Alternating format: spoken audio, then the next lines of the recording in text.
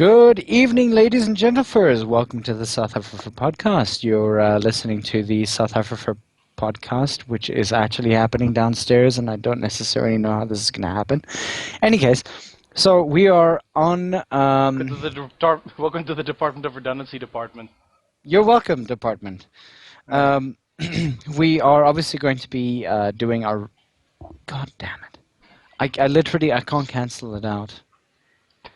What? I'm hearing it from downstairs. I cannot cancel it out. I can't hear it here, so we're good. I know you can't hear it there. Oh, it's funny. Hey, we're quasi live streaming with a bunch of people downstairs in Victor's We're on house location. For Braai. Yeah, That's on location. Well, Anyway, so our guest this evening is Zannah L or Zannah. Say hello, Zannah. Hello. Welcome to this nightmare. It is a little bit of a nightmare. Oh, we're surviving so far. Mm-hmm. So far, yes. Any case, so Zannah, tell us a little bit about yourself. Well, I'm a furry artist. I am not actually part of the younger crowd. I am over 30. I'm one of the few artists in the fandom that actually has a degree in what I do. Not that it really matters either way. I'm also a traditional artist. I do most of my work on paper, in pencil, ink, Copic marker, whatever else I have on hand that I need to finish the job, scan everything and post it. Mm-hmm. And I have been an artist in the fandom for close to 20 years now. 20 years? Mm-hmm. Yep. So since you were... Since I was fairly young, yeah. I actually created my character at 10, actually. Oh wow! 10? I have had Zannah as a character since I was 10 years old. Yeah. Jeez. Well done. Jesus. So my character is 22 years old technically, if I go by that. Which, if you add it up, you can figure out how old I am. Yeah, okay, historically 22. Thematically, or however you want to put it, like. No, just chronologically, as far as that's when I created the character. Generally, I portray her as about the same age that I am. Okay. So 32. Give or take, yeah. Give or take. Let's take about 3 years from that. We'll go from there. Is that okay? Okay, sure. Okay, great. Whatever works. Yeah, but I mean, the thing is that Scratch and myself, Scratch is about, what, 42, and I'm... Yeah, and you're 7. One of those things that yes, I'm physically 32, but I don't think I'm ever going to grow up. Yeah. I draw cartoon characters for a living. Why would I grow up? Yeah. Whoever believes they're going to grow up at some point, everyone still has that one thing that they... One thing or many things that they still clutch to prove to themselves they're not over the hill just yet. Yeah, I mean, like in Scratch's case, it's WoW. I mean, like that WoW came anymore. out in like the late 20s. I don't play WoW anymore, and I'm not planning on playing WoW when Legion comes. Yeah, okay. You're gonna get pulled back into it, I believe. I refuse. I have my eyes have been opened. The Skinner box has been revealed. I'm done with that crap. Now, Zannah, you play a bit of Minecraft from what we hear. Yep, I play Minecraft occasionally. Usually it's, I have an idea, I want to go build a thing, and I'll fire up Minecraft and either go hollow out part of the ground or build something or whatever. I have a friend who intermittently runs a server that I play on sometimes. I think it's offline at the moment. But one of the things that I have been known to do is I write with a friend, and occasionally we're like, okay, we need to figure out where are the people in this scene? Well, they're in like a cabin, so let's go build the cabin in Minecraft, and then we can actually figure out where people are standing so we can write stuff. So I use it as a tool more than I do anything. So you're also a writer? Yep, I do write. I don't share it as often as my artwork, but I have been writing for quite some time too. A lot of it is of the fanfic persuasion, which is probably why I don't share most of it. Hashtag Doctor Who. None of that yet. Oh, okay. You're waiting for a doctor that is worthy of your Doctor Who fanfic. I haven't been keeping up with the series. It's more of it, but yeah. So, I mean, like with Minecraft, is it just vanilla Minecraft, or do you like Mostly, any? yeah. Mostly Okay. just vanilla Minecraft. Mostly because my Uh, friend is like, I don't want to bother with mods on my server. It's a pain in the butt, and they break things. okay. I've heard What's as much. the what's the most intense thing that you've built? I built the Lighthouse of Alexandria. Wow. That was Holy pretty intense. shit! It's a lot more than I can Well, attest to.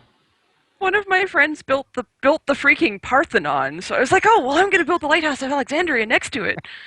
And then we added a Roman villa and an aqueduct, and it And just sort of snowballed from there. Okay. whose job are the hanging So gardens? we have a fur that has literally walked into the group here. Now, we have a question Get here out! from Brutalis. Brutalis, would you like to actually like ask this yourself? No. Do you want to do it? Again, we're live, so go right ahead. Ask your own question yourself. I'm going to put the headphone on you, so just give me 2 seconds. Hi there. Hello. Hello. I would just like to know, you being a furry and an artist, how would you say a new movie like Zootopia would influence the artistic community itself? Oh, it absolutely has had an influence on the community. I mean, even I have sat down and doodled out stuff in the Zootopia style of anatomy, and I know some artists who are really excited about it. I know some people who are kind of meh about it, but it brings an influence because hey, this is a thing that a lot of us are interested in, but it's mainstream too, and a whole lot of people can find furry more accessible this way. So I see it kind of as almost a gateway drug of a movie to introducing people to furry, which is just more opportunities for artists to show our stuff to new people and maybe bring them into the fold, as that were. I mean, I have a copy of the Art of Zootopia book and kind of pored over it and had a squee over, oh my god, there's character sketches and designs in here, and I can see what they were doing to put everything together with before they rendered it for the movie. And sorry, I'm a dork. No. That is probably our least problematic thing that we can actually Yeah. speak about. Enjoy what you enjoy, damn. Don't ever apologize for it. But I was watching another artist stream some Zootopia fan art the other evening. Where she's actually an animation student, so she kind of straddles the whole bounds between we do the 2D or 3D rendered, but still work versus the animating for the movie stuff. Mhm. And just kind of that whole, we're all excited about this whole, yay, it's all furry, but it's stuff that Disney's doing too, and we haven't had a real furry movie since Robin Hood, which was before I was born. Huh. That's interesting. I would just kind of like, I mean, and I'm saying that in such a weird way, aren't I? But like, I mean, it's pretty much been something that we've been waiting for a while since what? When did Robin Hood come out? Yeah, that's about it. Yeah. What was that? Like 1980 something? Yep. Like somewhere in And then after that, it No, was 1958. What the 19 fuck? What? Come again? 1958. Come again? Wow. Yeah, That's- Disney's Robin Hood was 1958. So it's been a while. So, Zannah, To say the least. obviously this is the question that I want to ask you specifically. I mean, and I've been looking at your art for a while, and I would love to sort of say, or at least draw comparisons between yourself and, or at least your art and something like Robin Hood. Would you say that that would be one of your main influences? Well, it was definitely an influence. I draw inspiration from all over the place. I have a really hard time pointing to any specific thing. Oh, apparently somebody in the chat says 1973, the one Robin Hood. Sorry to digress there, but I definitely I had the Disney's Robin Hood book on tape as a kid, with the where it would chime to turn the pages and that sort of thing. Mm-hmm. Yeah, I had those And for I mean, Aladdin, I think. I can remember like one of my first I'm creating a character for myself instances. I was 5 and I had a My Little Pony character because I was 5. And I mean, I The can't Gen remember 1 any My Little detail Pony. about it beyond that. But I mean, Was that animated. not the worst My Little Pony generations to make a My Little It Pony? was the very first actually. That was Yeah, I was a little girl in the 1980s, and that's when My Little Pony came out. So of Yeah. course had a pony character at least briefly. Gen But 1 I was mean, better. I've been interested in furry critters with human characteristics pretty much as long as I could remember. I remember when the Star Fox video game came out on Super Nintendo. And my brother and I had bought a copy of the game used, and it came with the little instruction book, and there were pictures of the characters in it. And I just remember poring over this little flimsy paper book and going, "Oh my God, this is so cool!" And I started just drawing that sort of thing. And I have some of my early art from when I first really started to try to draw furry characters. I keep it around mostly as a reminder that anyone can learn to draw, and I'm not particularly talented. I'm just stubborn and didn't give up. Because my early art was not very good at all. No one's was. I'm about to quote something. Well, I would have quoted something very un-PC. That Scratch, go for it. No, you know the Game Grumps quote I'm talking about. Which one? Like, Danny was asking Aaron about like, whether people could learn to draw, whether anyone could learn to draw, and Aaron is a firm believer in that.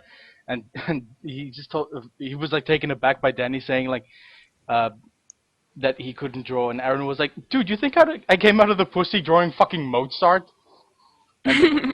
And it's very true. Like no one just like pops out being amazing at art.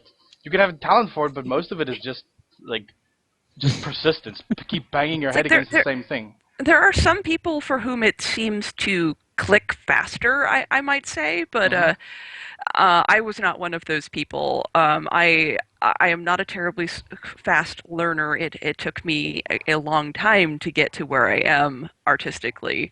Like I said, I'm 32. I have a friend who's an artist who is 19, and his work just blows me away. Really? And he's like, "Oh my God, you're so good." I'm like, "Dude, you are almost like half my age, and you're doing these amazing pieces with amazing backgrounds, and I can't even think in that level of detail. So don't sell yourself short, guys." Yeah, I know. Yeah, like you said, it's all just persistence. Every single artist I keep talking to about, because I used to draw when I was when I was younger, back in high school and whatever. But when I started a kind of demanding course at university, that just sort of fell by the wayside. And everyone I keep talking to about getting back on getting back on that horse is just keep pushing at it. Like don't stop. No one ever we only see artists as they are later in life when they're ready to show us their art. Everyone has that embarrassing horribly drawn stuff from way back when that they don't show anybody. Every single Ginny, those artist has stick that. figures. Yeah, everyone has that stuff. Every artist. But I mean, Scratch, that's the weird thing is that in the time that I've known him now, Zannah, I've known him since I was in grade 7. And he started arting a lot in grade 9 and everything like that. And as he went forward, I would have watched his progress, and I was just sitting there going like, "You're getting better, you're getting better." And there was this one day that I went to his house. Scratch, you know this story, and I'm going to keep on going for it. And I went to his house, and he just told me I threw away my sketchbook. And I'm kind of sitting there going like, what the fuck, dude? He was pissed. I was so pissed. I was heavily pissed. I was beyond pissed. I was just like, dude, you can't fucking do that. You can't. You were livid as hell. Well, I think that's one of the things that we as artists tend to do is we are often our own worst critics, and I know I am guilty of that, and I know a lot of other artists who are as well. And to a person who isn't, if it's not your art, if you're just looking at it and enjoying it, I saw a really good analogy on Tumblr some time ago where the person is carrying this little cake, and it looks pretty good. It's fairly simple, but it's a cake, and they go to set it down, and there's another person's cake next to it that's like 6 tiers with all this crazy decorating and detail, and they're like, oh, my cake doesn't look as good as their cake. Well, I guess I suck. I should just quit. And then to the layperson who's like, oh my god, 2 cakes! This is amazing! Yeah, But I mean, I think I've seen that at some point. I think we the issue- forget that perspective sometimes. No, this is very true. But I mean, like the thing is that if I could ever remember the very first day that I actually saw my character in any kind of art form, it was literally the day that Scratch had drawn him on a cliff because I was about to jump off of it because I was very depressed back then. And the thing is that like that gave me something that I think a lot of people don't necessarily understand. Oddly enough, especially Scratch doesn't necessarily understand what he literally did for me that day. And there are days that I kind of want to really try to repay that to him. And Scratch, it's not going to be in money. But like the thing is that that's the kind of thing that artists do. I have more than enough respect for every single artist that we have on our podcast. Doesn't matter what style they are. I prefer, to a large extent, the entirety of traditional artists because it has a lot more feeling to it. It has a lot more life because you can actually see every single stroke that they took, and it's not just oh, color and so on. And one of the reasons that I love doing art for people, whether it's a gift piece I'm doing for someone, whether it's commission work, is that it lets me bring someone's ideas into a physical form. It lets me bring something to life in a sense. And that is something that has always been near and dear to my heart. I mean, one of the reasons I really got into drawing in the first place was I had these pictures in my head that went along with stuff I was writing down at the time, and I really wanted to be able to show other people what I was seeing in my head. And one thing led to another, and I went and got an art degree, which, like I've mentioned before, you don't actually have to do to be an artist, but it worked for me. It's worth it.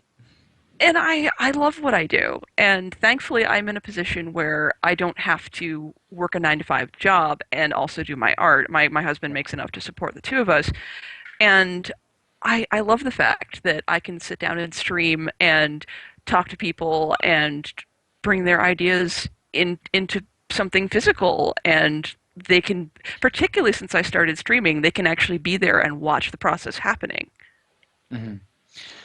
Now, that's really, really, really interesting to hear. I do actually have another question from the peanut gallery downstairs.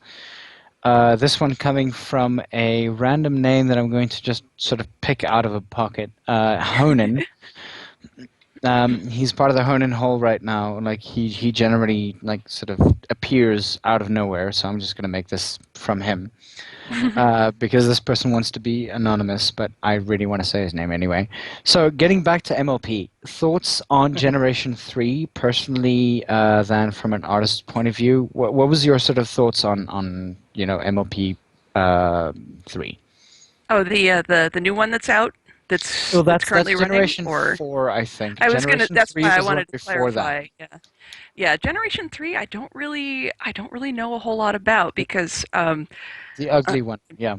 Yeah, it's kind of they had dumbed it down and made it super duper girly and like super duper aimed at like 4-year-olds, and it wasn't a good time for My Little Pony. And I mean, I do have a soft spot in my heart for My Little Pony because, like I said, one of the first characters I ever came up with was a pony character. But I didn't really pay a whole lot of attention to it during those middle years, and I only really kind of got back to it at all when Gen 4 came out. So yeah, Gen 3 was kind of a mistake. And I will try to keep my microphone from purring, but I have a very insistent cat in my lap at the moment. Mm-hmm. Yeah. We can't have pets in Mew. the flat. Rar. Rar. Although we have like a Her? million cats in the complex, but we're not allowed to have any here. Also, I'm Oh, allergic. Also, I'm yes, allergic. I kind of fall into that creative person stereotype in that I have cats. I have And kind of a lot of cats. and drink a lot of tea. What was that? And drink a lot of tea. And drink a lot of tea. I do. You drink tea to coffee? Yeah, I actually can't deal with the caffeine in coffee. I love the taste of it. It does not love me. It tends to I'm a little bit ADHD, and it tends to ramp it up and make me kind of psychotic. So I don't drink coffee. I love psychotics. Psychotics are one of my favorite personality traits. So in any case, we have 2 more questions here. What's your opinion on the furry fandom of today, since you've been around for a while? The fandom is kind of it is an ever changing and growing group of people, and that's pretty much always going to happen as it ages and as new people find it. I have a hard time being patient with some of the younger elements of the fandom because True. I feel like, oh God, I was never that young, and I know I was, and I was probably just as That silly. annoying? No, we go for annoying these days. I think annoying is Yeah. definitely the word. Yeah, but a lot of them are fairly sweet people. They tend to be very eager and very earnest, and I try very hard not to stomp on people just because I'm old and jaded and grumpy. Which is funny because I get people who are like, "Oh my God, you're such a nice person. You're so nice to everyone." I'm like, I think you're mistaking polite with nice. Yeah. They're two Okay. different things there. And now, Yeah. quote unquote, but pretty much quote to begin with. What first made you decide to become a furry, fluffy butt? Unquote. I'm not sure that I ever made a conscious decision. Hmm. Because like I said, I think I've always been into animals in general and animals in human type roles. I mean, even before like the Star Fox stuff came out, I mean, my parents read the Chronicles of Narnia to my brother and I remember watching The Wind in the Willows and stuff like that, which I don't know if you guys have everything in South Africa that we have in the Wind in United the Willows States is one too, of but like Wind in the Willows. We've watched. We saw it. I believe. Scratch. Did you watch We it? had mixed emotions about. Well, I mean, in comparison to something like what? Fucking Scratch. What was it? Something Tales. No, Duncan Tales is not the one that I want to look for. The Wind in the Willows is not the one that I'm looking for. The Rats of Nim is one of the ones that I want to look at. yes, had that one too. Versus, yeah, Red Wall as well. Redwall. Yep. So I Uh, grew up surrounded by all of these things that had animals in anthropomorphic roles doing things that people did, and generally doing things that were a lot more interesting than like the books that my teachers were pointing us at. mhm. And so I have shelves that are piled floor to ceiling next to me with books, most of which are fiction, and a lot of which are very furry in some element or another. I have a Okay. lot of werewolf paranormal fiction too, so Have you actually read The Wolves of Time? that I have not read. You need to watch read The Wolves of Time. It is one of the for me that was one of the quintessential books that I grew up with, along with The Wind in the Willows, along with The Red Wall, along with Rats of Nim and so on and so forth. But it was that kind of time period for me that I was sitting there going these are the things that I will base my furry on. Um, Um, there was another one involving foxes as well. well, Uh, my other dear love from childhood is Star Wars. So that was the universe. okay, sorry. That was the So universe I originally created my character in. Was I created Zannah to be a Jedi in Star Wars? mine was a female in Star Wars named Metania. Yeah, I've heard the story a million times. We've spoken this to her, yeah. Okay, so we have another question from the Little Peanut Gallery out downstairs. So somebody asks, "You're an artist. What do you do or think about very detailed, as we would say, yiffy artworks or comics?" they're a thing. They make people a lot of money. I have done some of it myself. And I don't really have a problem with it because Mm-hmm. part of furry is figuring out who you are and what you're into. And we all are human too, and that's something that we're never going to separate out of the fandom. And I know that's disappointing to particularly the underage members of fandom who think that anything to do with sex is ew, gross, and we should make it all go away. But Yeah. sorry, How quickly guys, that the rest of us changes. are adults. Yeah. Oh, how quickly that attitude changes. It does. It does 5 change very minutes. quickly. Yep. 5 minutes later. Yeah, like when like puberty just like lightning bolt zaps the kid, and it's like, Yeah, I'm in an interesting situation Ooh, because my. most of the commission work that I do is fairly G to PG, and then I'll either get an idea for something adult or someone will commission me for something adult, and sometimes it gets into pretty bizarre territory depending on what it is, and I'll post that to like my Fur Affinity gallery, and have people go, "Oh my God, I had no idea you drew something like that." I'm like, "Yeah, I do. It's in there. You just kind of have to poke around." Raven's song actually mentions something now. She says half of the youngsters are more interested than the adults. Oh God, yes. I have the occasional conversation with them where it's like, look, I can't sell this to you. You're not over 18. I'm sorry. I just can't. Legally, I can't. I mean, personally, I don't care, whatever, but legally, I can't do that. whatever, you little perv. Scratch. I just said like whatever, you little perv.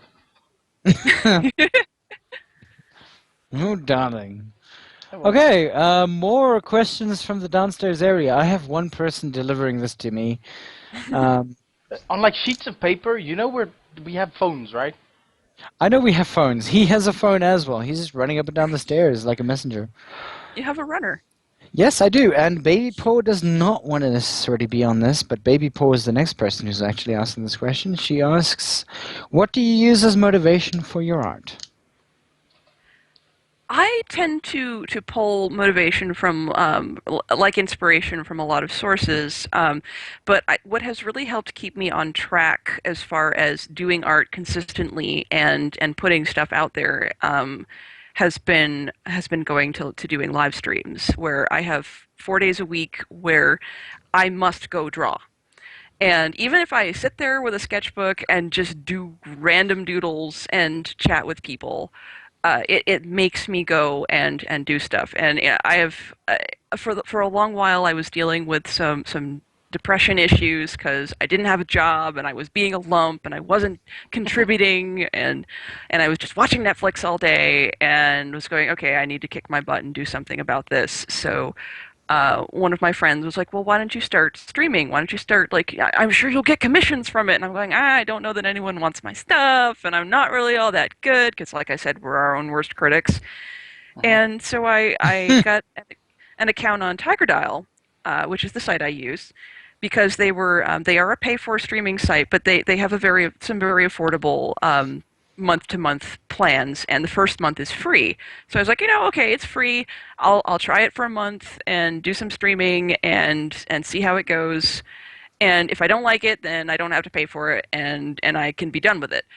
And I got addicted to I have to do this. I have to go and get online, and I have a regular group of people who show up who actually stalk my Tigerdile chat room. Like I'll go to open my chat page and to set up my stream like 30 minutes before I start, and there's people there waiting who are like, "Hey, are you starting on time tonight?" And it's like, oh, "Okay, guys, sure." At least it shows interest. And That's my pretty friend cool. was right. I got commission work through it. It actually did an immense amount for my motivation. It makes me want to go draw because there are people who want my stuff, and that still blows my mind. Yeah, that's Well, I mean, as Zannah, I mean, like I've been looking at your commission sort of list for a while now, and I've been sitting there going like, I want it, but I'm not necessarily sure that I can actually pay on like South African terms because South African terms don't They don't connect. Every time the Versus, president opens like, his mouth, the it's currency 15 rand drops. to the dollar, and you go like, oh, cool, like $20 is fine, $30 is fine, $40 is okay, $50 is, yeah, this is pretty good stuff. And we're going to sit there and go like, $50 is like half my paycheck. Yeah. Yeah, exchange rates are rough. There actually is someone who shows up to occasionally to my streams who's from South Africa, and he's mentioned that before. That he's like, I would love to get art, but the exchange rate is such that it's just everything is out of his price range, even the stuff that's on the low end. And it's like, I totally understand, and one of the things that I've tried to stress, particularly with my streams, is I don't expect people to come pay me for what I do. I mean, if you want to just come and watch and hang out and chat, and that's great. I have a bunch of people who do that, and it's amazing. And there's a few folks who like to buy stuff from me regularly, but it's not an obligation, and I have a really hard time explaining that to my family because they don't quite get the whole internet thing. So they're like, so people have to like pay money to watch you draw, and like, no, that's not how it works. I wish that was how it And works. they just don't quite get the whole online process thing, but that's okay. My family doesn't understand what I do anyway. Oh. Okay.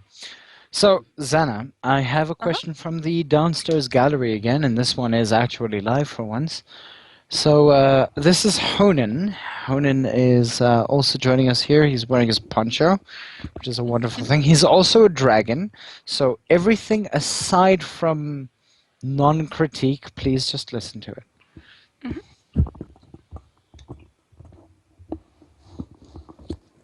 Hello. Hello. Hi. Hi. It's the same. Yep, we can hear you. Okay. So now I'm supposed to talk somehow. If you feel obligated. Yeah. Okay. I have a question, which is good, I Okay. suppose. When it comes to coloring pencils, which brand would you prefer? The colored pencils that I tend to use are actually Mitsubishi's. It's mostly just because my husband picked up a tin of them for me when he was on a business trip at one point. They're a little bit harder than the Prismacolors, so they don't blend quite as smoothly, but I like them for going over some of the stuff I've done. I do also have some Prismacolor colored pencils. I think I've got a very, very old set of the Scholars, and I have a small set of the professional ones. I honestly haven't used them in years. I tend to pull out colored pencils when I need to add detail that I can't do with marker, because most of my work is done in art marker. Oh.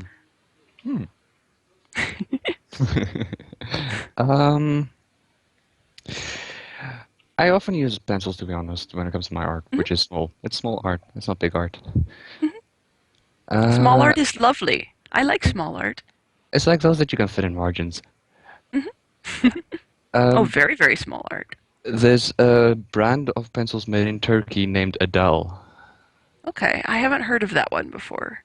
The pencils themselves are covered in black wood, it's a nice touch, but when it comes to blending, they're excellent. Oh, nice.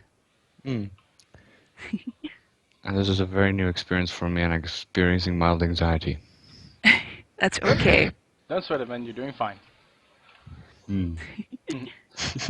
Yeah, thanks for your questions. Any more? I don't fight, I promise. I don't know. I'll give this back to Ivic now. Alright, cool. Thanks for your questions.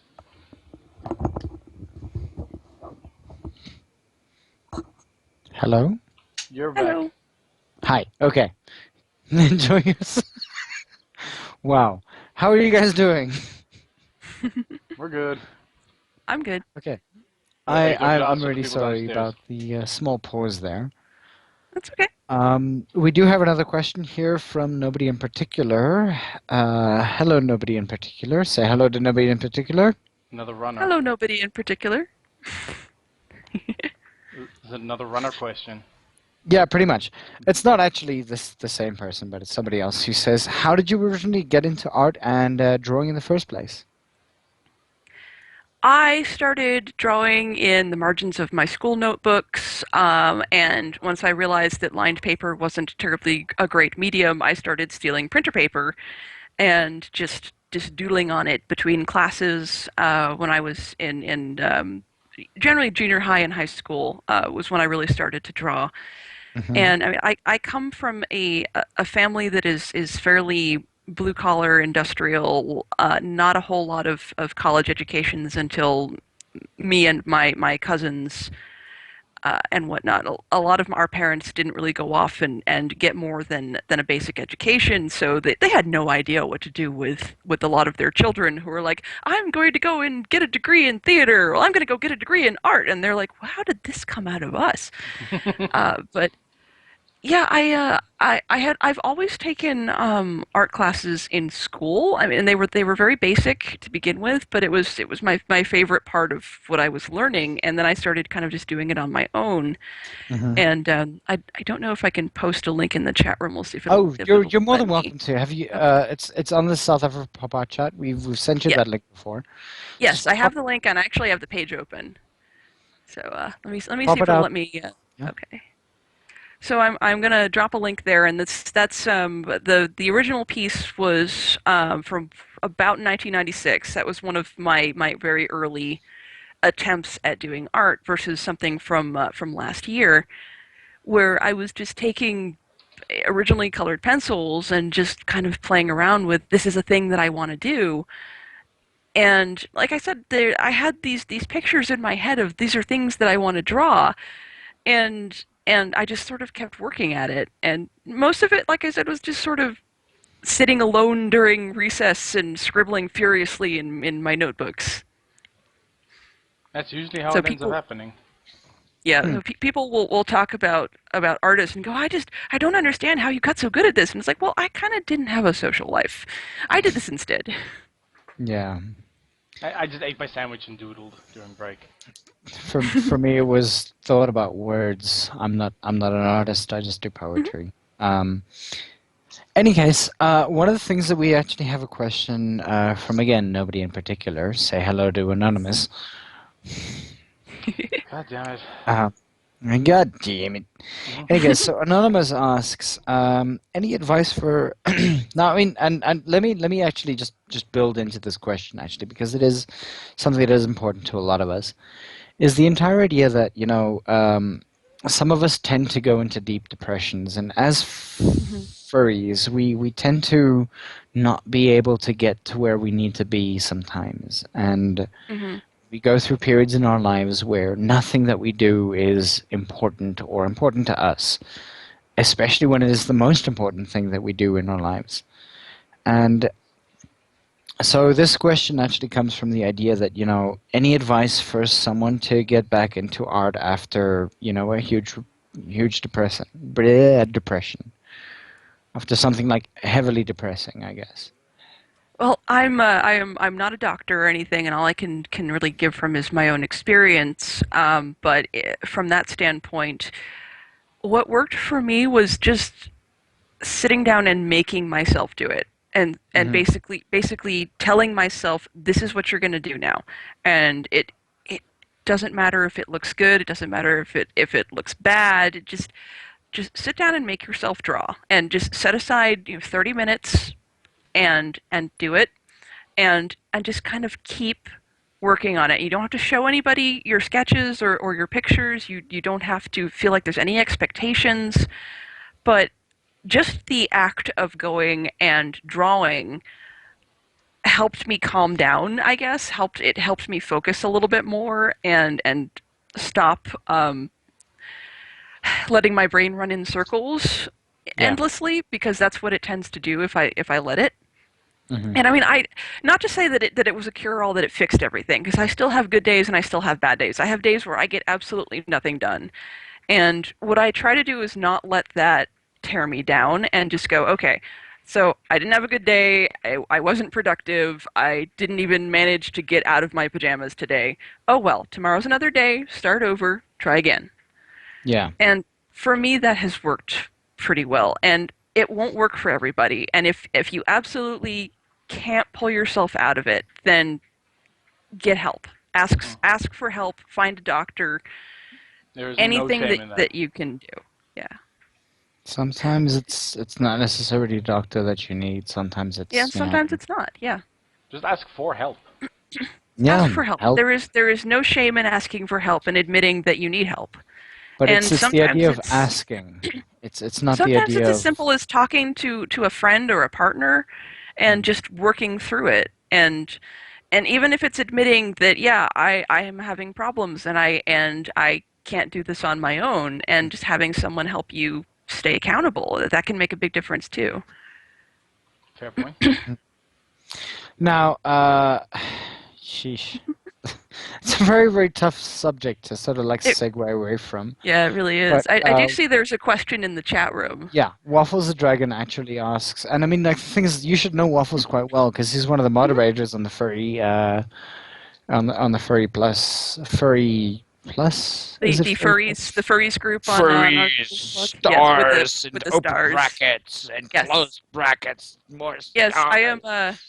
So the Yes. the question is opinions on new people barging into the fandom, asking for a lot of free art of their original characters, and I do have opinions on the subject. I will try and keep things fairly polite in that sense, in that I believe that artists should be compensated for the work they do. So I have no problem with people asking for free art. I have problems with people demanding free art. Because those are two different things. I follow a Twitter. I think it's called like exposure.txt or something like that, which is basically just a Twitter feed. Excuse me. Constantly posting of people constantly posting pieces that they get out of job offerings and stuff like that. That like clearly don't offer money. All they do is offer exposure. And don't work for exposure, kids. Never work for exposure. Exposure does not pay the bills. Yes, if you, the Oatmeal made a fantastic comic about that. Like, it's just this guy standing there. It's like he did some work for this boss-looking guy, and he's like, "Here's the bill for this creative stuff that I did for you." Bill, money, what is this? Like, I'll pay you in exposure, and it's like. He takes this like this little paper that says exposure and like a bunch of dollar notes on it, and he walks up to a hot dog vendor. He's like, "Can I buy food with this?" The hot dog vendor's just like, "Lol, fuck no." And that's basically it. Like, you can't pay anything. This is your work. This is the stuff that took you years to learn and hours to perfect. And well, and I try to also look at it from, and I'm in a different category than a lot of the artists who do work for free, in that this is my job. This is what I do for a living, and so I tend to just ignore a lot of the "hey, can you draw me for free" requests, because usually the people who answer those are also younger folks who are in school who just want to do stuff for free, and they're not making their living off of it. Most of them are living with their parents still, and they're in their teens, a lot of them, so they can afford to do that, and I really can't. My time is money, and so generally I don't do a whole lot in the way of requests. I do gift art occasionally for friends, or if somebody throws a really great idea at me and I can't get out of my brain, it occasionally becomes art. But yeah, I can't afford to work for free because, like I said, my husband can support us, but what I bring in still pays the bills. Some of my bills, usually my medical bills and whatnot, my art profits go towards.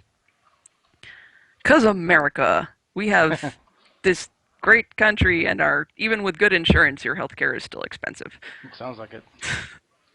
Yeah. Bernie Sanders, yeah. Yeah. And people keep shitting. I'll try and stay out of politics, but yeah. I have no dog in that fight. I didn't even live in the country, so. I have only one dog in that fight, and that dog is Bernie Sanders. Apparently a Disney princess. What? Yes. Apparently Bernie Sanders is a Disney princess now. How is he Disney? Because Disney is corporate. No, it's like a bird. A little tiny bird came and landed on his podium while he was speaking the other day. Okay. So that's the Disney princess effect. Yeah. It was really funny though. Everyone in the crowd is like Bernie and Small Bird 2016.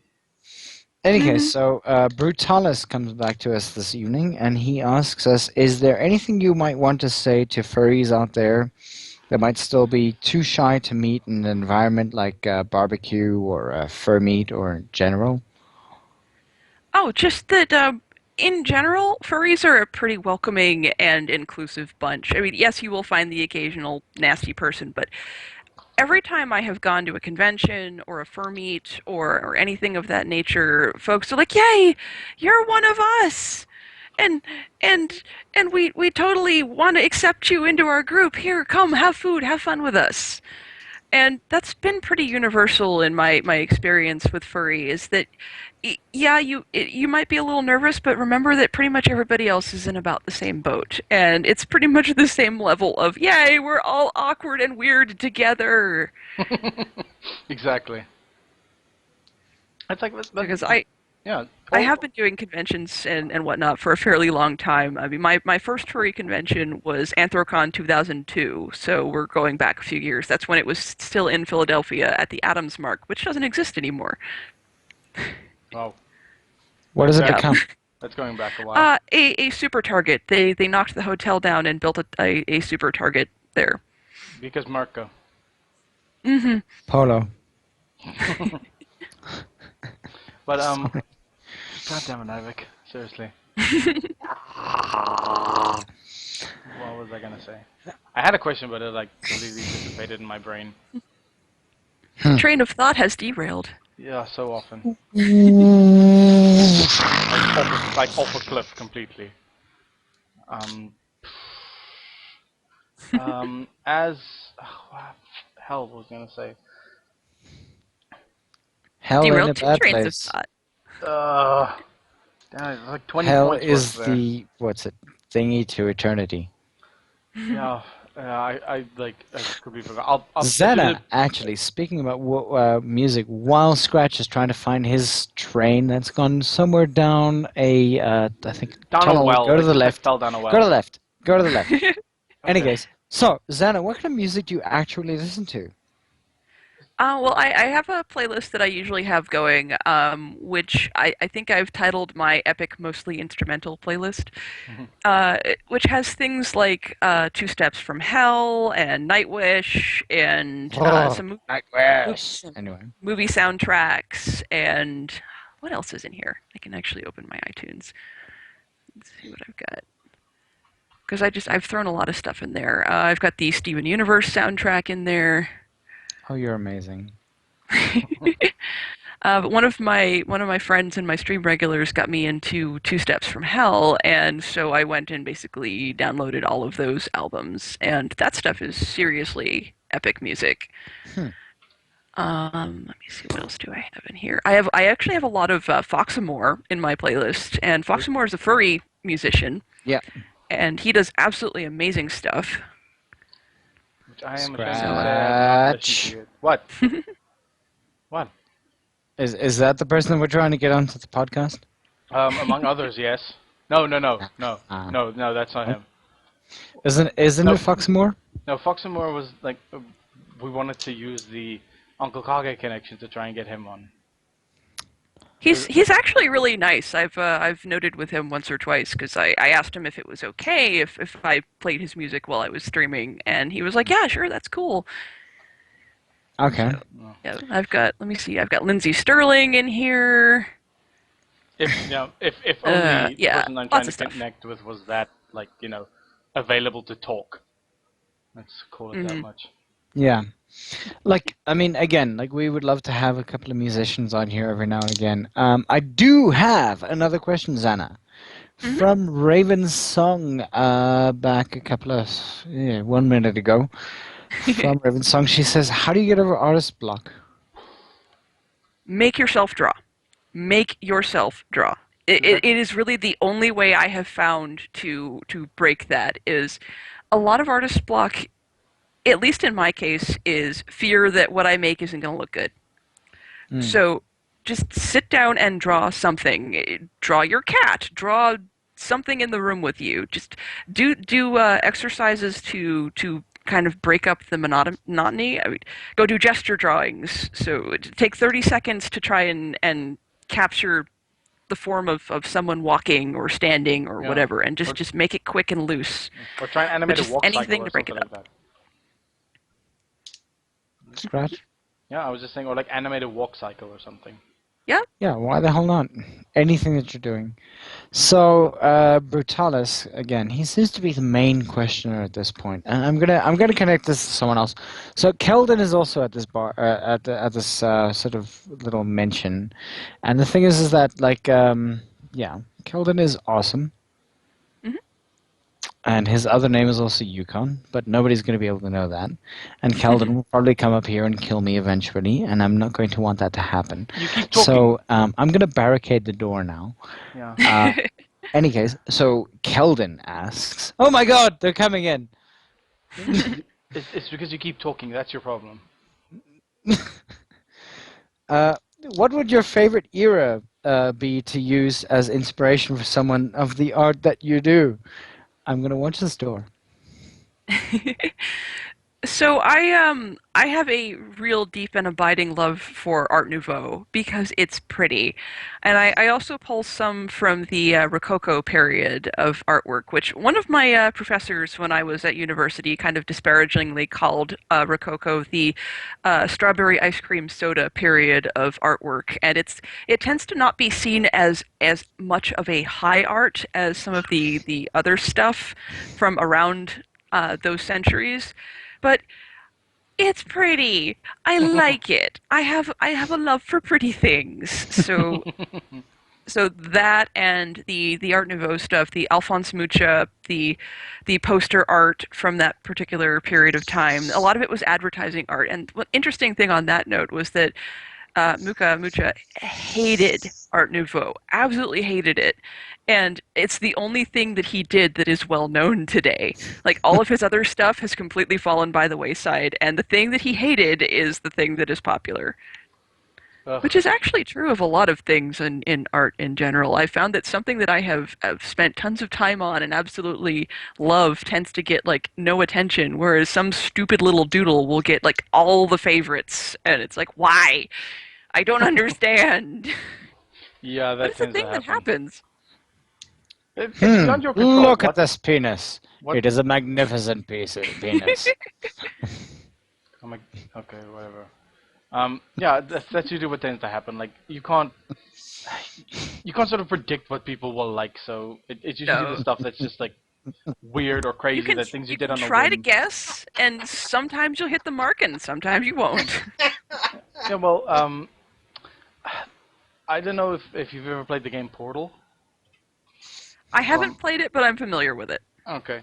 Like, way in the end of the game, there was supposed to be, like, for some reason, Valve thought that at the end of the first game, minor spoiler alert, like, the whole place blows up and this hoop falls into shot, and then, like, sort of just rolls away and then, like, collapses, or, like, drops. Is that the sound of running away? Whatever. And then, for some reason, Valve thought that was gonna be some sort of weird, like, not meme, but like the sort of the minor character takeaway kind of thing, and they gave it like a nickname or something that I can't remember right now, as opposed to the very obvious companion cube that everybody latched onto for that era. It's like, Yep. yeah, you never know what's gonna be big. It's like, this will be the thing that people like. Why did they like that other thing? Yeah, I don't get that. But yeah, that's what I remember from, like, in that Hoopy regard. is I have the a question friend, from the general chat. Hoopy? I have a Yes. friend who's going into advertising, and so he's been talking to me about how that's basically part of the job, is trying to predict what people will like and how they'll react to things, and how frustrating that can be when you think you've got a great idea and then people are like, no, we like this other thing over here that you weren't even considering. I honestly like people who don't actually try to predict the human nature, because that just means that we're all pretty much placed into a doge. I mean, a doge. Doge is the person that actually mentioned to something saying tune in is another thing that he's actually using. I'm very, very sorry. I am... Are you losing it? I am not losing it, God damn it. I am perfectly fine. Sounds like you're No, losing the thing it. is that I was just sort of thinking about the entire idea that, I mean, we look at marketing and things like that, and as artists, you guys need to market as much as you need to, and eventually becomes, I don't know, like, does it ever become something that you can't necessarily deal with? I want you to do it in that style, with that kind of stuff, and so on and so forth and so on. It must be done like this, please. I have had the occasional commissioner like that is very, very specific. It's not the majority of the people who work with me, thankfully. I'm usually pretty good about dealing with that, but that's why I have a terms of service, so I can go, okay, so you get so many revisions, and then I start charging extra.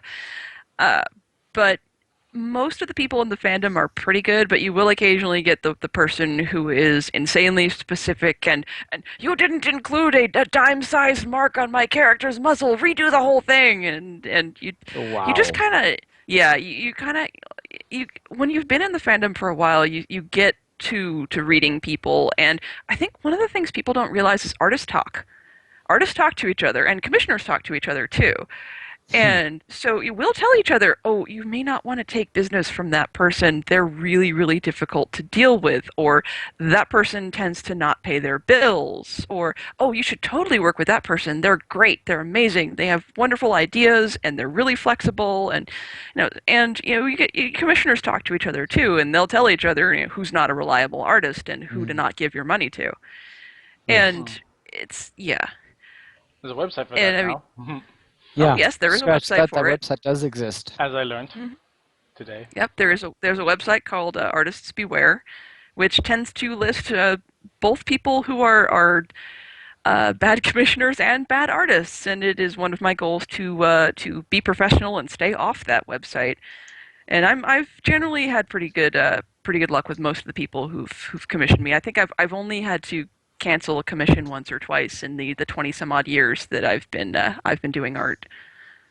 And I haven't been doing commissions that long, but Since yeah. 12? Well, I've been doing art that long. I Fair. did my first. The first time I actually sold a piece was actually a science fiction convention, a very, very small science fiction convention. That would have been 2001. So 15 years. I've been selling art for 15 years. Wow. Now, Raven's song mentioned something in respect to your earlier perspective in how you're doing market research and this and something else.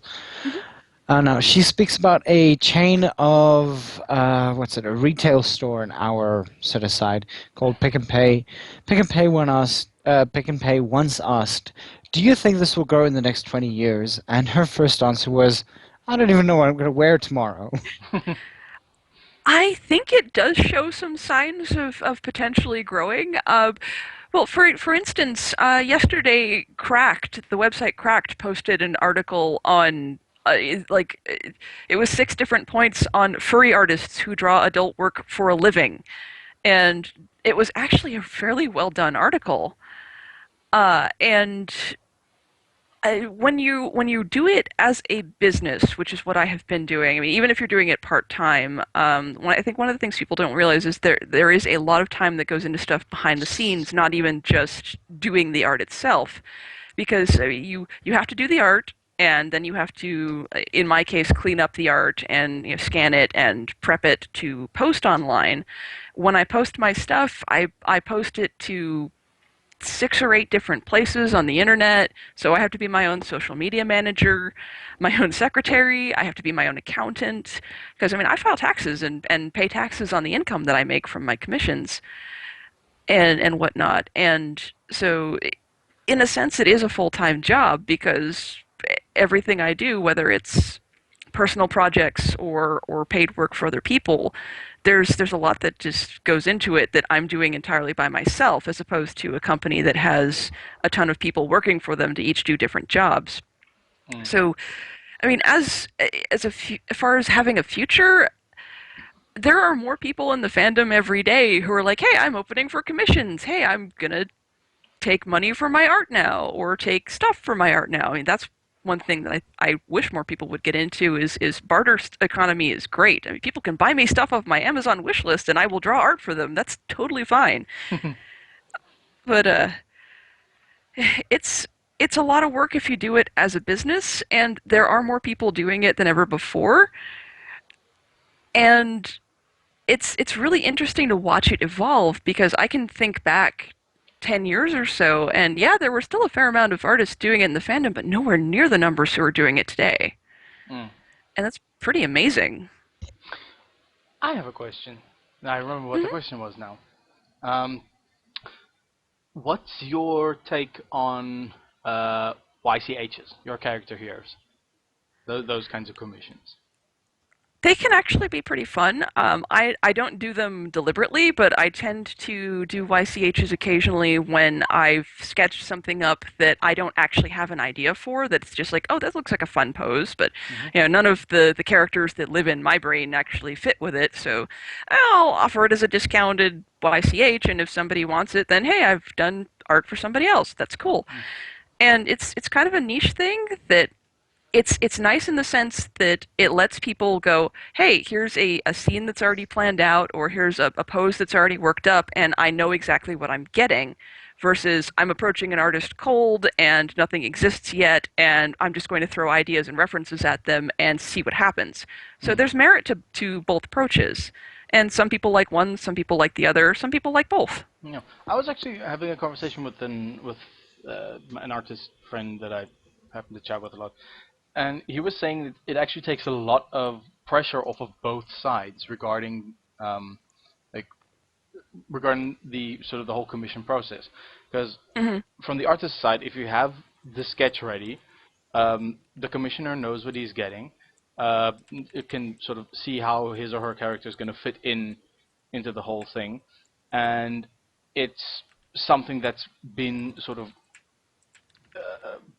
it sort of locks a commissioner into the kind of stuff that apart from background and like character details and stuff like that, it locks the commissioner into what he's getting and what the amount of work is that the artist has to put in.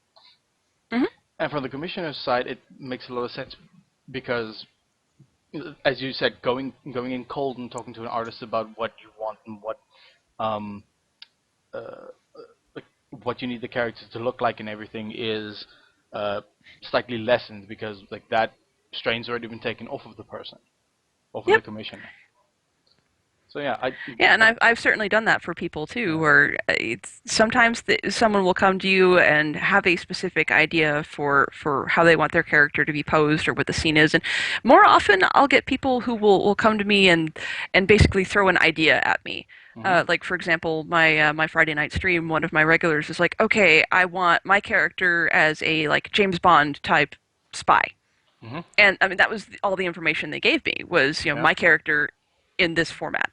So they gave me a lot of freedom to kind of take it and look up various references and play with it, which is always really nice. And a lot of my commissioners do that with me because I work fairly well that way. And there are other artists who absolutely need every single detail laid out for them or they just can't do it. And it mostly depends on how your personal style works, what works for you when you're putting a piece of art together. And so that's something you should look for when you're shopping around artists to commission someone is, do you want someone where you can just give them a loose idea and let them run with it, or do you want someone who works better if you give them reams of information to pull from? I used to initially think that like YCHs was just like a lazy approach, but then like after having this conversation, it just sort of made sense in a lot of ways about like we said, minimizing risks and minimizing sort of turnaround time even. But yeah, that's cool. Any more from the peanut gallery, Ivic? I don't have. I see there's peanut another. gallery has actually been well. So I do see Waffles has another question. Yes. Would you like me to ask it to you, or would you like to answer it as it is? Well, he says, so do you feel that new members of the fandom enter it, see all the amazing artwork, feel some pressure that they need to draw to fit in or get noticed, and then they don't draw as well, get critiqued, start to feel offended, and then gain a bad image on the fandom? I have seen that cycle play out, where particularly among the very young crowd, the oh my God, the 9-year-old to 14-year-old crowd or thereabouts, and yeah, who have just found the fandom for the first time. The furry fandom is a little bit odd in that it has an absolutely mind-boggling number of artists in it compared to most other fandoms. Probably the only other one I can think of that comes close, maybe, is anime fandom. And there's a lot of crossover there, too. So you get these kids who come in and they're like, oh, well, everyone draws. Everyone has art of their characters. Oh my God, I need art of my character or my characters too in order to be a furry. Mm-hmm. And it's like, no, you don't, but I do understand that pressure to, well, everybody seems to have art. And for somebody like me, well, if I want a picture, I just go draw it. But not everyone has that option. And it can be very, very frustrating, particularly for the younger crowd. And a lot of them, particularly the ones in the U.S., in school they get told, okay, you're doing a paper or a project, go get images off Google and use it for your project. Because for educational purposes, that's fine. But then they're like, okay, so I can just go get images off Google and just use them and they're mine now. And then they don't understand when people turn around and say, you can't do that, it's art theft. And I think some of them get very discouraged and very disappointed because they're like, oh, I found this cool thing and I want it to represent me and this is me now. And then somebody goes, this belongs to someone else already. You can't do that. And the response is usually a very reactionary, well, what do you mean I can't do that? And I'm not entirely sure how to deal with that issue and how to fix it, because on the one hand, it's like, yes, I want to absolutely teach these younger folks that they need to respect that artists draw art and the credit isn't just I found it on Google, and people commission artwork of their characters, and you need to respect that that character probably already belongs to somebody else and it isn't just yours because you like it. But on the other hand, how else are these kids who have no PayPal accounts, no money of their own, nothing they can do digitally, going to actually like try and purchase art from an artist? So a lot of them, I think, end up resorting to the will someone please draw art for me for free because I'm a kid and I don't have money. Which only works occasionally. And I've seen it happen fairly frequently where someone will be like, hey, can someone please draw for me? And usually within an hour or so, one or two people will chime in with, I'll do art for you. So, I mean, there are people who do it. They may not be very experienced people. They may not have amazing quality art yet, but there are people who do it.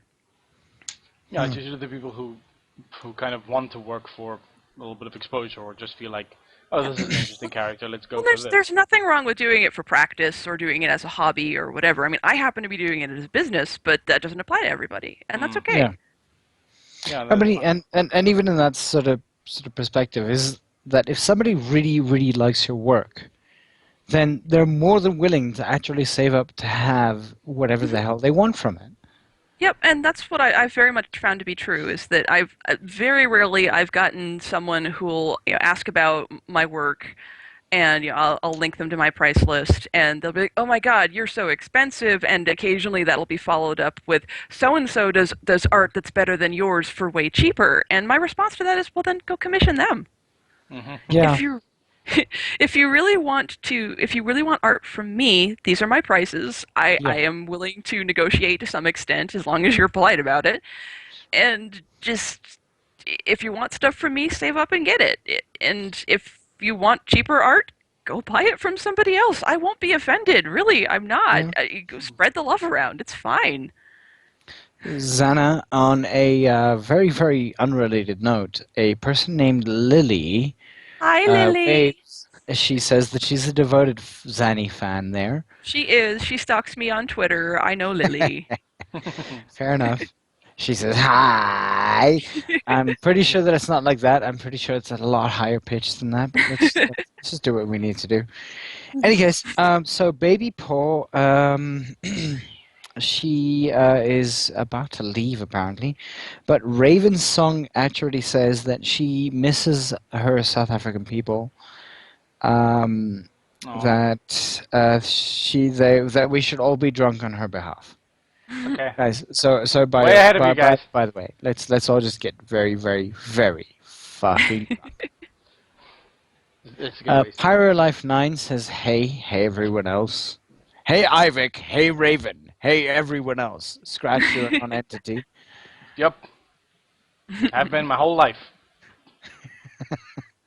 Yeah, well. And that's why I drink. Lily says that Zannah has some shady my drinking ways. My shandy drinking ways, yeah. Shandy. Shandy, Ooh, yep. shandy. How heavy into the shandy is it? Is it like half a glass of everything that's alcohol and half a glass of whatever else is non-alcoholic? Because that's No, how there's actually a local company that that produces shandies that are quite tasty, so I get those occasionally. Oh, only occasionally. Mm. Yeah, usually they do a seasonal pack, and I'm not a heavy drinker. I do drink, but not terribly heavily. Well, it depends. So, sorry about that. On a scale, I mean, you've gone to Anthrocon every now and again, and you used to actually work as a staffer, if I'm not mistaken, at I have Anthrocon? staffed for Anthrocon, yes. I did staff for Anthrocon for a number of years. I've also staffed for Further Confusion, and I'm currently on staff for Midwest Fur Fest. That's the only one I'm on staff for at the moment. What is it like being on staff? It is staffing for a convention is like taking a vacation where you never actually get to go on vacation because the whole thing is spent in this bundle of frantic stress, trying to make sure that everything goes off without a hitch, so that everyone who's attending can enjoy themselves, particularly with Anthrocon. Like, I vote Doja's tribute, as well as Yukon, as well as they're all downstairs. They'll eventually be voted as tribute. Let me see. Iron Wolf, Tempest, Victor. Somebody has to stop me before I continue with these names. What are you doing? Why are you? Apparently, wait, hold on. Pyro, because Pyro is on the fandom. Dark. Who are we voting for, and what is for? They are tribute to the south-afrifur con. Oh, as constaffers. As constaffers. I'm already voting them. Somebody has to like mute me eventually. I need somebody to come up here, and then they will have to say why they've muted me. So it's a double-edged sword eventually. I'm expecting like jackbooted thugs, like door breaking down sound in a few minutes. Nothing better than being. Oh, I would love to have this door to be broken down right now. Not your house. I am waiting. Not your house. You don't have a right to say that. The person who opens the door right now will be the person I will fall in love with forever. Crick, crick, crick. It is exactly that right now. Aww. Yes, I've attended conventions. I have staffed for conventions, and I'm actually an ongoing guest for a very small sci-fi fantasy convention in West Virginia that that's put on by a number of friends of ours from back in that area, because we used to live in Virginia, not terribly far from the border, the state border. And they keep inviting me back as a guest, which is very sweet of them. It's a very small con. It's like 150 people. It's still bigger than ours is most likely going to be. But yeah, it means I get to call myself a convention guest, which is pretty cool. But yeah, I staffed for Anthrocon as part of the AV staff, and I did the same thing for Further Confusion. And for Midwest Fur Fest, I'm actually one of their Artist Alley staffers.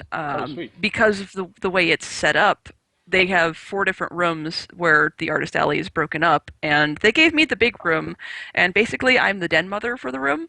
So I get table space all weekend, and I don't have to participate in the lottery. But the trade-off is I have to make sure that people keep the noise level down, that they pick up their own trash, that they're not using the outlets because we're not allowed to have power in that room, that sort of thing. So there are trade-offs. Okay. That's a fairly like strange thing to do, like not have power in that room.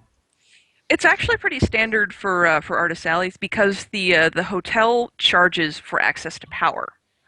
Okay. And the Artist Alley is free table space. The way Midwest Fur Fest does it is you sign up for a lottery, and there's usually enough space that pretty much everybody gets in, and when people leave and spaces open up, they call the standby list.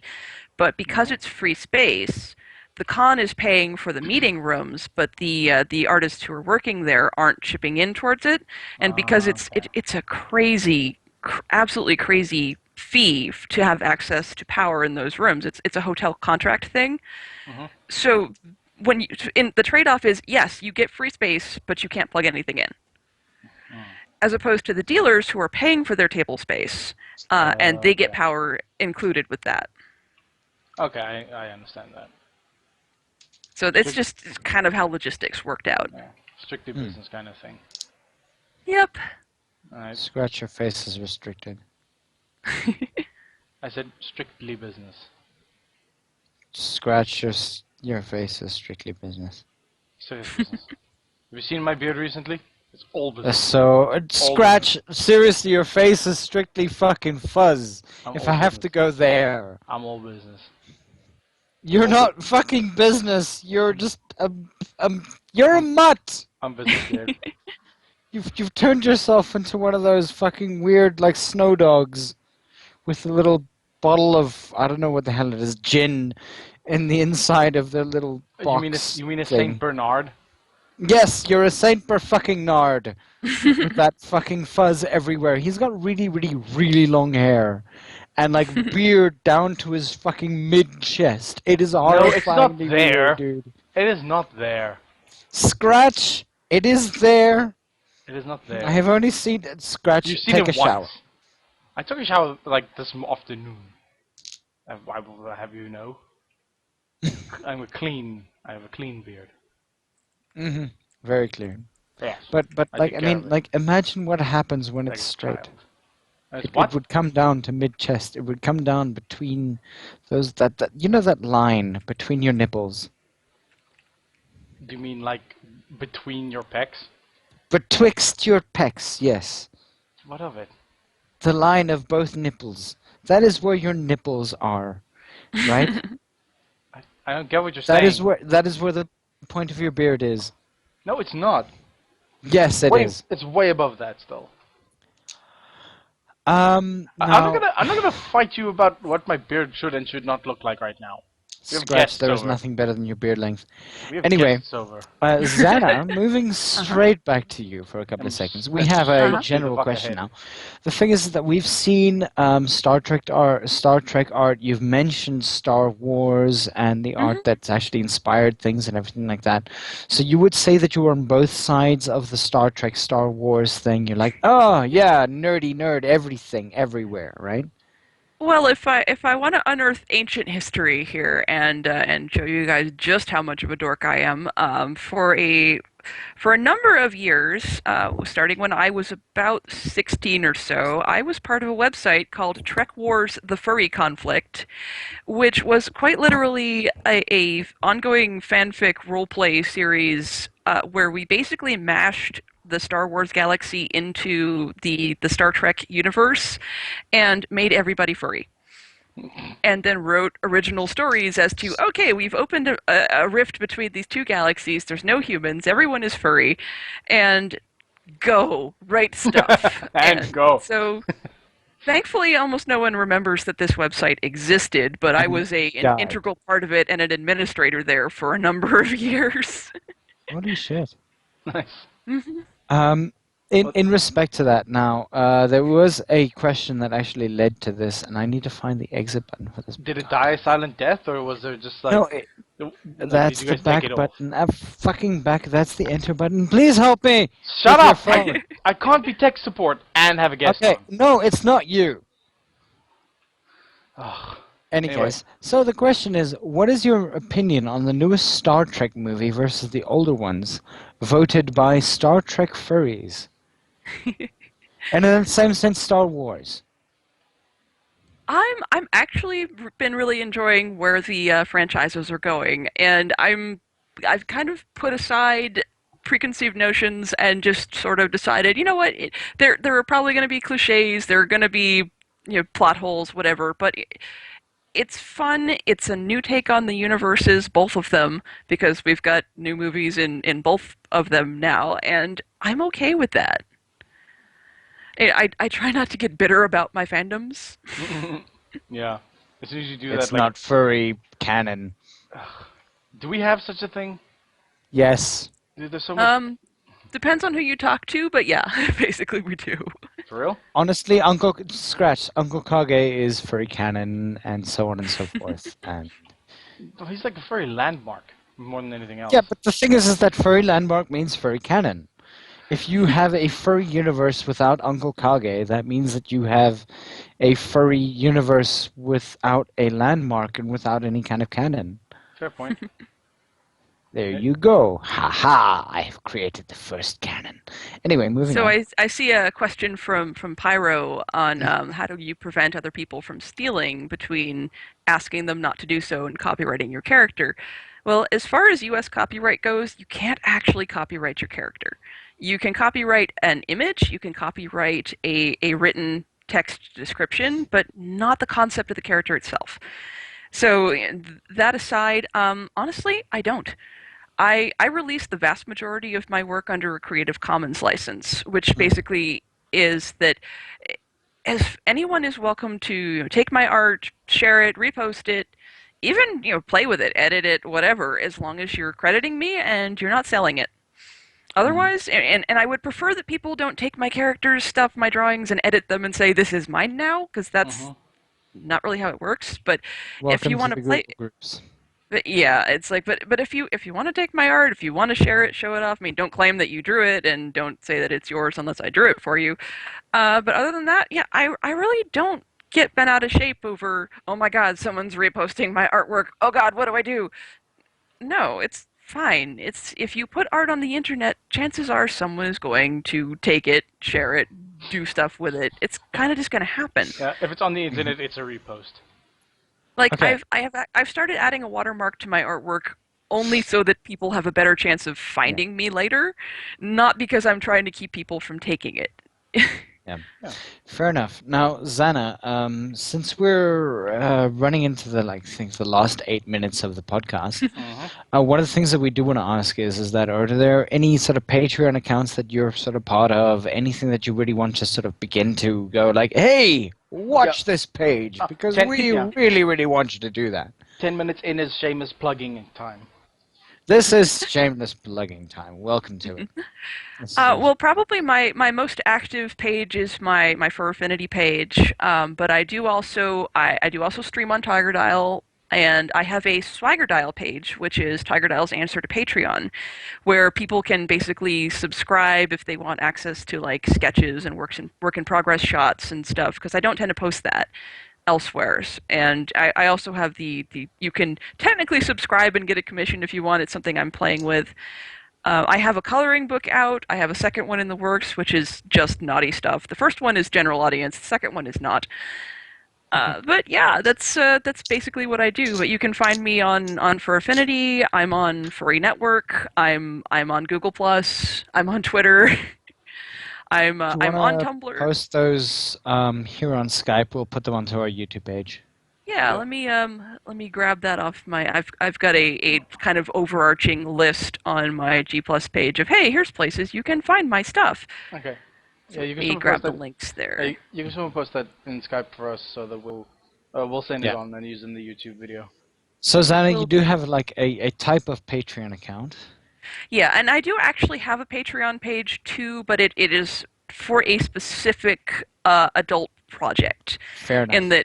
And I haven't been keeping up with that one as much as I should. And that one is it's an adult story. I've been illustrating a piece for each chapter and posting it to my Patreon, and I kind of haven't done that in like a year, and I should probably do something with it. Your call. It's your work. I get distracted. But yeah. Don't we all? So in the last 5 minutes, what I would really, really, really like to do is I would like to. Apparently nobody, even though I sort of sent out a clarion call for the people who were actually listening to from downstairs. So what I'm going to do is I'm going to thank the people from a first stream who were listening, that being Victor, the people in Victor's place, Waffles the Dragon, Raven Song, Truce, Pyro Life 9, Lily Cake, Enigmatic Wolf. Once again, Enigmatic Wolf, actually coming a little bit later than he should. Honan, Yukon, Doge. I'm going to move on from there. Doge, Dark, Baby Paws, Tazzy. I don't have a list of people here. I'm trying to remember them off the top of my head. So if you guys are the people off the top of my head, very welcome to you guys for actually listening. Did I mention Victor? I'm pretty sure I mentioned Victor. Yep, Wolfie Victor's DMX. Did I mention Iron Wolf Tempest? Maybe. That is a large amount of links, Scratch. Holy Yeah, well, shit. that's what she just That's posted. Soft Skype. pause. My pile of Soft- links. Yeah. Soft pause. I asked for this earlier, and the thing is that now they're just shouting through a door. Thank you, people Raven downstairs. Song. I mentioned Raven Song because Raven Song is awesome. Raven Song, Raven Song, Raven Song, Raven Song, Raven Song. We're done Cake. here. Anyways, so we are closing up here. Zannah, anything that you actually want to sort of say to the people listening to you? Well, thanks for inviting me, and I admit it was a little nervous to start out, but this went really well, I think, and thanks for the great questions, guys. I hope I answered them to your satisfaction, and I don't bite. Feel free to ping me on wherever if you have more questions. I have no problem talking to people. I will talk to anybody. So yeah, don't be intimidated. I'm a person, I swear. And I do stream tonight, yes. So if you want to watch me live on Tiger Dial tonight, I will be streaming. In how many hours? Usually I get on around 8:30 to 9 p.m.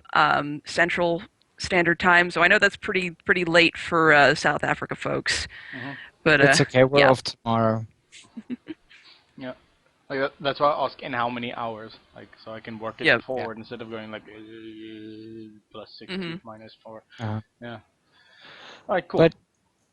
But yeah, thanks again, guys, for having a listen to us. Remember that we usually use First Stream as well as Furry.fm, so if you guys find them on the Patreon sites, please have a look for them.